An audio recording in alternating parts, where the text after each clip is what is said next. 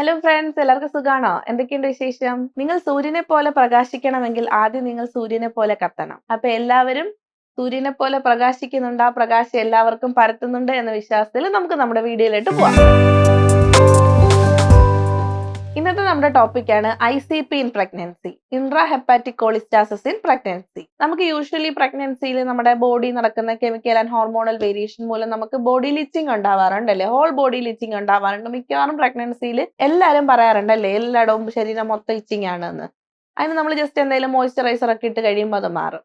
അതല്ലാതെ നമ്മുടെ വയറൊക്കെ ഇങ്ങനെ വലുതായി വരുന്നത് കൊണ്ട് സ്ട്രെച്ചിങ് മൂലം എന്ത് ചെയ്യും, നമുക്ക് വയറിനൊക്കെ ഇങ്ങനെ ഒരു ചൊറിച്ചിൽ വരാറുണ്ട്. അത് നമ്മൾ ഓയിലോ അല്ലെങ്കിൽ ആന്റി സ്ട്രെച്ച് മാർക്ക് ക്രീമോ മോയ്സ്ചറൈസർ എന്തെങ്കിലുമൊക്കെ ഇടുമ്പോൾ അതിന് നമുക്കൊരു ആശ്വാസം കിട്ടാറുണ്ട്. എന്നാൽ ഇതൊന്നും അല്ലാതെ നമുക്ക് കൈവെള്ള, കാൽവെള്ളയിൽ മാത്രം വരുന്ന ഒരു ടൈപ്പ് ചൊറിച്ചിലുണ്ട്. അതാണ് ലിവർ ഡിസീസുമായി ബന്ധപ്പെട്ട ഇച്ചിങ് എന്ന് പറയുന്നത്. അതിനെയാണ് ഇൻട്രാ ഹെപ്പാറ്റിക് കോളിസ്റ്റാസിസ് എന്ന് പറയുന്നത്. എന്തുകൊണ്ടാണ് ഈ ഇൻട്രാ ഹെപ്പാറ്റിക് കോളിസ്റ്റാസിസ് വരുന്നത്? നമ്മുടെ ലിവറിൽ യൂഷ്വലി പ്രൊഡ്യൂസ് ചെയ്യുന്ന ഒന്നാണ് ബൈൽ എന്ന് പറയുന്നത്. ഈ ബൈല് നമ്മുടെ ഡൈജഷൻ ആവശ്യമായിട്ടുള്ള ഒരു സാധനമാണ്. ഇത് എന്നാൽ നമ്മുടെ ബൈല് നമ്മുടെ ലിവറിൽ നിന്ന് ഡക്റ്റ് വഴി ഇങ്ങനെ നോർമൽ ഫ്ലോയിൽ പൊക്കോണ്ടിരിക്കും. അത് നമ്മുടെ ഡൈജഷനെ ഹെൽപ്പ് ചെയ്യും. എന്നാൽ ഈ കണ്ടീഷൻ വരുന്ന സമയത്ത് ICPയിൽ ഈ ബൈൽ എന്ത് ചെയ്യും, ഇങ്ങനെ ഡക്റ്റിലൂടെ ഒഴുകുന്നതിന് ഒരു ഒബ്സ്ട്രക്ഷൻ വരികയും ബൈൽ അവിടെ എന്ത് ചെയ്യും, അക്യുമുലേറ്റ് ചെയ്യും, നമ്മുടെ ബ്ലഡിൽ ഇത് കൂടുതലായി കാണപ്പെടുകയും ചെയ്യുന്നു. എന്തൊക്കെയാണ് ഇതിന്റെ സൈൻസ് ആൻഡ് സിംറ്റംസ് എന്ന് നോക്കാം. നമ്മുടെ രണ്ട് കൈയുടെയും പാംസിലാണ് വരുന്നത്. പാംസിൽ, അതുപോലെ കാലിന്റെ വെള്ളയിൽ ഭയങ്കര ചൊറിച്ചിൽ വരും. അത് എപ്പോഴാണ് യൂഷ്വലി കാണുന്നത്? ഒരു വൈകുന്നേരം ഒക്കെ കഴിഞ്ഞ് സന്ധ്യ തൊട്ട് രാത്രി സമയമൊക്കെ ആകുമ്പോൾ ഭയങ്കര സിവിയർ ആയിട്ട് വരുന്നതായിട്ട് കാണാം. അതുപോലെ ഇതിന് പ്രത്യേകിച്ച് റാഷസ് ഒന്നും കാണില്ല, കയ്യിലോ കാലിലോ ഒന്നും റാഷസ് ഒന്നും ഉണ്ടാവില്ല. പക്ഷെ അതിഭയങ്കരമായ ഇച്ചിങ് ആയിരിക്കും അവർക്ക് ഉണ്ടാവുന്നത്. വേറെ റാഷസോ കാര്യങ്ങളോ ഒന്നും ഇല്ല, നമുക്ക് വേറെ ശരീരഭാഗത്തൊന്നും ഇല്ല. ഇങ്ങനെ പേഷ്യന്റ് ഇങ്ങനെ സിംറ്റമാറ്റിക് ആയിട്ട് വരുന്നു. അപ്പൊ നമ്മൾ ഇതിനെ എങ്ങനെ ഡയഗ്നോസ് ചെയ്യും? നമ്മൾ ഇവരോട് പ്രോപ്പറായിട്ട് ഹിസ്റ്ററി കളക്ഷൻ ചെയ്യും. എവിടേക്കാണ് ഇവർക്ക് ചൊറിച്ചിലുള്ളത്, എന്തെങ്കിലും റാഷസ് ഉണ്ടോ എന്നൊക്കെ കൺഫേം ചെയ്തതിന് ശേഷം നമ്മൾ എന്ത് ചെയ്യും, ബ്ലഡ് ടെസ്റ്റ് ചെയ്ത് നോക്കും. ബ്ലഡ് ടെസ്റ്റിൽ എന്താ മെയിൻ ആയിട്ട് ചെയ്യുന്നത്? LFTയും ലിവർ എൻസൈംസ് LFTയിൽ ചെയ്ത് നോക്കും. അതുപോലെ തന്നെ ബൈൽ സോൾട്ട് അല്ലെങ്കിൽ ബൈൽ ആസിഡ്സ് ടെസ്റ്റ് ചെയ്ത് നോക്കും. ഇതിന്റെ റിസൾട്ടിന്റെ ബേസിസിലാണ് ഇവർക്ക് ICP ഉണ്ടോ ഇല്ലയോ എന്നുള്ളത് നമ്മൾ കൺഫേം ചെയ്യുന്നത്. ഇനി വൺസ് ഇവർക്ക് ICP ഉണ്ടോ എന്ന് നമ്മൾ കൺഫേം ചെയ്ത് കഴിഞ്ഞാൽ എന്ത് ചെയ്യും, ടാബ്ലറ്റ്സ് സ്റ്റാർട്ട് ചെയ്യും. അർസോഡിയോക്സിക്കോളിക് ആസിഡ് എന്നൊക്കെ പറയുന്ന ടാബ്ലറ്റുകൾ സ്റ്റാർട്ട് ചെയ്യും. എന്നിട്ട് ഇതിനെ ഒന്ന് കൺട്രോൾ ആക്കി നോർമലിൽ വെക്കാനായിട്ട് നോക്കും. ഇനി അതല്ല, ഇവർക്ക് തീരെ പറ്റുന്നില്ല, രാത്രി ഉറക്കമൊക്കെ ഭയങ്കര ഡിസ്റ്റർബ്ഡ് ആണെങ്കിൽ നമുക്ക് ആന്റി ഹിസ്റ്റമിൻസ് ഒക്കെ സപ്ലൈ ചെയ്ത് കൊടുക്കും.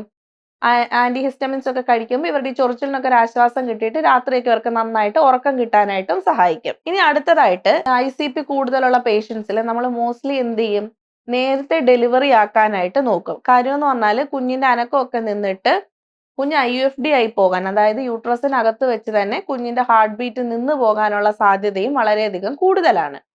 അതുകൊണ്ട് തന്നെ നമ്മൾ ICP ഉണ്ടെങ്കിൽ നമ്മൾ ടാബ്ലറ്റ് കൊടുത്ത് കൺട്രോൾ ആക്കി 35 വീക്സ് എബോവ് ആകുമ്പോഴും സ്റ്റിൽ ഇവർ സിംറ്റമാറ്റിക് ആണെങ്കിൽ നമ്മൾ ഇൻഡ്യൂസ് ചെയ്ത് ഇവരെ ഡെലിവറി ആക്കാൻ നോക്കാറാണ് പതിവ്. ഇനി സിംറ്റം ഒന്നുമില്ല, കൺട്രോൾഡ് ആവുകയാണെങ്കിൽ 37 വീക്സ് വരെ വെയിറ്റ് ചെയ്തിട്ട് ഇൻഡ്യൂസ് ചെയ്ത് ഡെലിവറി ആക്കും. ഇതിന്റെ കോംപ്ലിക്കേഷൻ എന്ന് പറഞ്ഞാൽ നമ്മുടെ ശരീരത്തിൽ ബ്ലഡ് ക്ലോട്ട് ചെയ്യാൻ ആവശ്യമായിട്ടുള്ള ഒരു ഘടകമാണ് വൈറ്റമിൻ K എന്ന് പറയുന്നത്. ഇത് വൈറ്റമിൻ Kയുടെ അളവ് കുറഞ്ഞു പോകുന്നു. ICPയിൽ വൈറ്റമിൻ Kയുടെ അളവ് കുറഞ്ഞു പോവുകയും ഇത് അമ്മയുടെ ശരീരത്തിൽ നിന്ന് നേരെ കുഞ്ഞിന്റെ ശരീരത്തിൽ എത്തുകയും കുഞ്ഞിന് ഇന്റേണൽ ബ്ലീഡിങ്സ് ഉണ്ടാവാനുള്ള സാധ്യതകളും വളരെയധികം കൂടുതലാണ്. അപ്പൊ ഡെലിവറി അടുക്കാറാവുന്ന മാസങ്ങളിൽ എന്ത് ചെയ്യും ഡോക്ടേഴ്സ്, ഒന്നുകിൽ വൈറ്റമിൻ Kയുടെ ഇഞ്ചെക്ഷൻസോ അല്ലെങ്കിൽ വൈറ്റമിൻ Kയുടെ ടാബ്ലറ്റുകളോ സപ്ലിമെന്റ്സ് ആയിട്ട് കൊടുക്കുന്നത് കാണാറുണ്ട്. ഇനി ഇതിന്റെ റിസ്ക് എന്തൊക്കെയാന്ന് നോക്കാം. റിസ്ക് ഞാൻ ഓൾറെഡി പറഞ്ഞല്ലോ, കുഞ്ഞിന്റെ അനക്കം കുറയാനോ അല്ലെങ്കിൽ കുഞ്ഞിന്റെ അനക്കം നിൽക്കാനോ ഒക്കെ ഉള്ള സാധ്യതയുണ്ട്. അതുകൊണ്ട് തന്നെ പ്രീ ടേം ബർത്ത്, നമ്മൾ ഒത്തിരി സിംറ്റമാറ്റിക് ആണെങ്കിൽ നേരത്തെ തന്നെ ഇൻഡ്യൂസ് ചെയ്ത് ഡെലിവറി ആക്കാൻ നോക്കും. അപ്പൊ പ്രീ ടേം ബർത്ത്, മാസം തികയാതെ തന്നെയുള്ള ബർത്ത് ഉണ്ടാവാനുള്ള സാധ്യതയുണ്ട്. അതുപോലെ തന്നെ മറ്റൊന്നാണ് സ്റ്റിൽ ബർത്ത്, അതായത് കുഞ്ഞിന്റെ അനക്കം പൂർണ്ണമായും നിലയ്ക്കുകയും കുഞ്ഞിന്റെ ഹാർട്ട് ബീറ്റ് നിന്ന് പോവുകയും കുഞ്ഞ് മരിച്ച് ജനിക്കുന്ന ഒരു അവസ്ഥ ഉണ്ടാവുന്നു. അതിനെയാണ് സ്റ്റിൽ ബർത്ത് എന്ന് പറയുന്നത്. ഇതൊക്കെയാണ് ICPയുടെ റിസ്ക് എന്ന് പറയുന്നത്. ഇനി നമുക്ക് സാധാ ഹോൾ ബോഡി ഇച്ചിങ്ങിന് എന്ത് ചെയ്യാമെന്ന് നോക്കാം.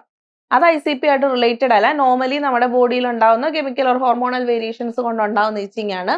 അത് നമ്മുടെ ശരീരത്തിൽ മൊത്തം ഉണ്ടാകാറുണ്ട്, ചിലപ്പോൾ റാഷസ് ഒക്കെ വരാറുണ്ട്. അങ്ങനെയുള്ളവർക്ക് നമുക്ക് എന്ത് ചെയ്യാം, ലൂസ് ആയിട്ടുള്ള ക്ലോത്തിങ്സ് ധരിക്കാം. ഭയങ്കര ചൂടൊക്കെ ഉള്ള ക്ലൈമറ്റ് ഒക്കെ ആണെങ്കിൽ നമുക്ക് എന്ത് ചെയ്യാം, കോട്ടൺ ഡ്രസ്സ് നല്ല ലൂസ് ആയിട്ട് ഇടാം. അണ്ടർഗാർമെന്റ്സ് ഒക്കെ ടൈറ്റ് ആയിട്ട് ഇടുന്നതൊക്കെ ഒഴിവാക്കാം. അതുപോലെ നല്ല സൂത്തിങ് ആയിട്ടുള്ള നല്ല മോയ്സ്ചറൈസേഴ്സ് യൂസ് ചെയ്യാം. അല്ലെങ്കിൽ നല്ല വെളിച്ചെണ്ണയൊക്കെ അപ്ലൈ ചെയ്ത് ബോഡിയെ നല്ല ഒരു ഹൈഡ്രേറ്റ് ചെയ്ത് മോയ്സ്ചറൈസ്ഡ് ആക്കി വെക്കാനായിട്ട് ശ്രമിക്കാം. നല്ല തണുത്ത വെള്ളത്തിൽ കുളിക്കാൻ ശ്രമിക്കുക. ഇനി ഒട്ടും പറ്റുന്നില്ല, സിവിയർ ഇച്ചിങ് ആണെങ്കിൽ നമുക്ക് ഡോക്ടേഴ്സ് ആന്റിഹിസ്റ്റമിൻസ് തരും.